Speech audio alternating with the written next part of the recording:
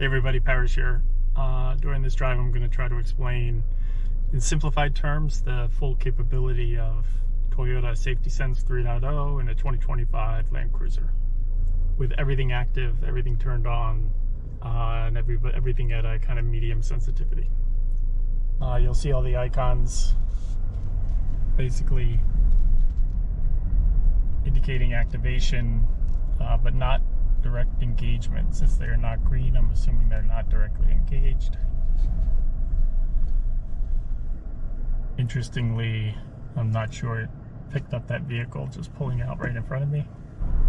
Speed limit is 35. The indicator turns red when you're exceeding the speed. The speed limit turns white when you're under the speed or on the speed.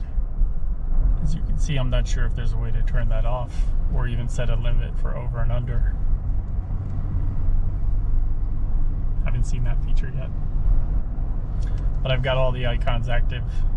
Proactive Drive Assist is going to have the most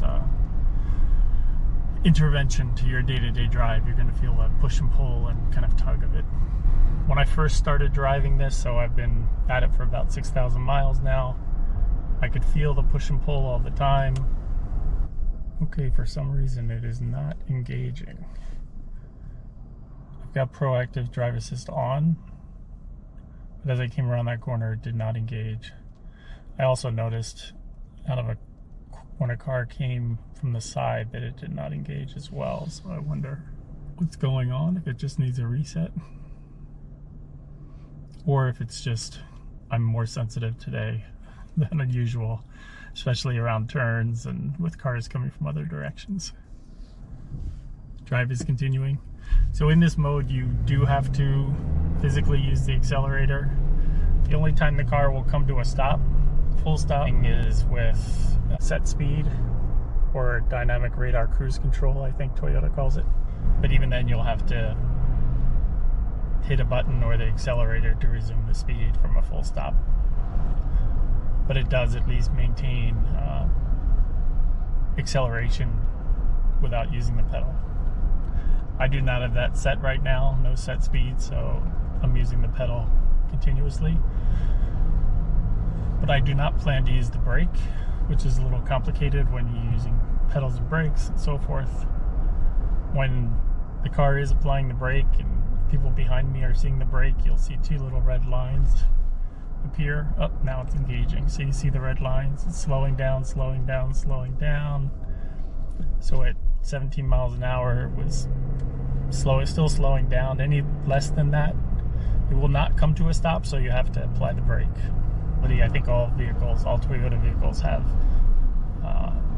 auto stop assist. I'm not sure what it's called, but it's always going to stop you before colliding with the car in front of you. But what you'll see when you're backing up or you're going forward and that emergency brake assist activates, it's quite jolting, right? And the car will kind of grind and a lot of systems will be activated and you'll be immediately stopped, which is very different from the kind of progressive feel of Proactive Drive Assist. It will not accelerate you.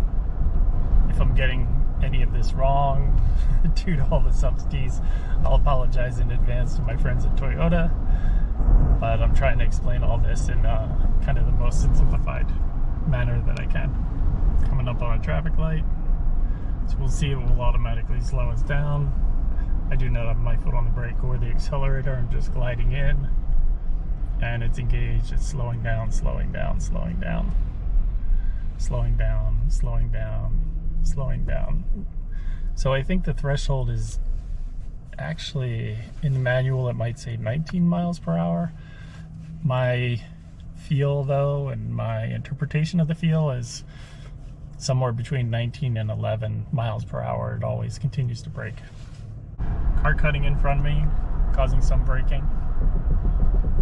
Not sure exactly why the two icons are green when I've got a pretty significant distance from the car in front of me. It could actually be because of the cars to the side of me, or I'm slowing down, I'm not using the brake.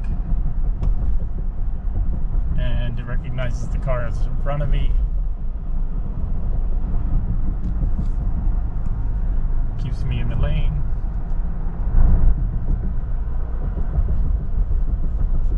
Again, it remains green, saying that I have to remember that this system does not actually bring me to a complete stop. You have to use set speed to come to a complete stop. I'm going to switch lanes and we'll see how much it slows me down to the car in front of me. You got annoyingly toggles between adaptive cruise and the image of a vehicle. And I'm slowing down again. No brakes applied yet. No brakes applied yet. Picks up the car in front of me, applies the brakes. I do not have my foot on the pedal or the brakes. Going through an intersection, safe distance. This car is going to pull in front of me.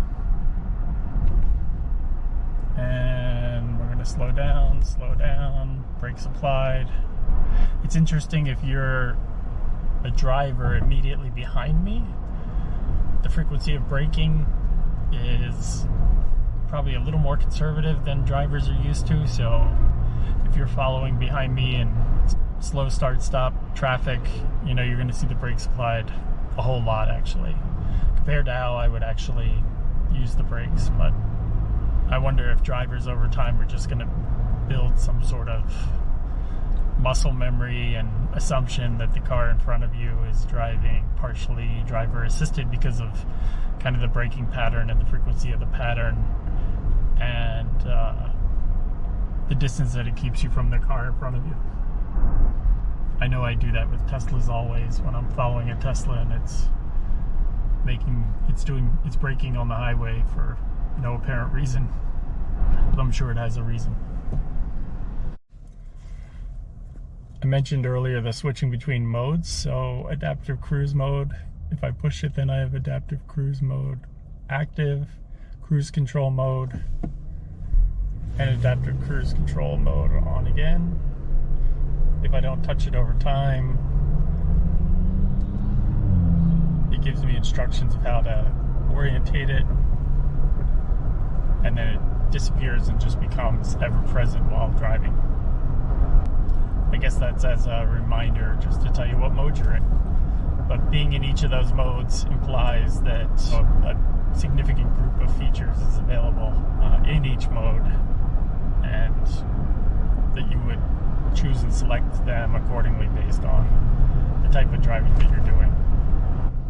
So a challenge that I think definitely exists is how many icons exist, how different they are, spatially how they're orientated. So some have space between them, some are stacked together, but I think there's a natural relationship between the proximity, which from a user point of view I think is incredibly difficult to understand. The fact that they're showing just means that they're active, I believe, and then they turn green when they're engaged, or they turn yellow or red or orange, you know, different colors, especially lane keep assist. And then the bigger image of the lanes and the bars, the distance control, all of that will also change colors as you interact with it or as it engages. The bottom line though is a lot of complexity, a lot to understand, a lot of nuances to your driving experience. It also here at a yellow light will not recognize it, so I'm coming to a manual stop. Honestly, I'm not sure I want full traffic sign recognition, traffic signal recognition, unless I'm doing full self-driving. I think, you know, the trust is difficult just with the complexity and the nuances of the limits and conditions of all these features, but to add, you know, behavior based on signage or behavior based on traffic lights and different road signs, I think would be actually adding more difficulty and complexity. I'm sure others feel differently, and maybe it just blends into the whole experience, but I get it with full self-driving, but not with say level 2 or 2.5.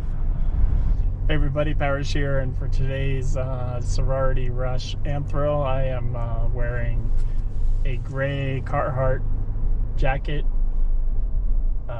blue t-shirt, and a red Toledo Mud Hens baseball hat. Thank you very much.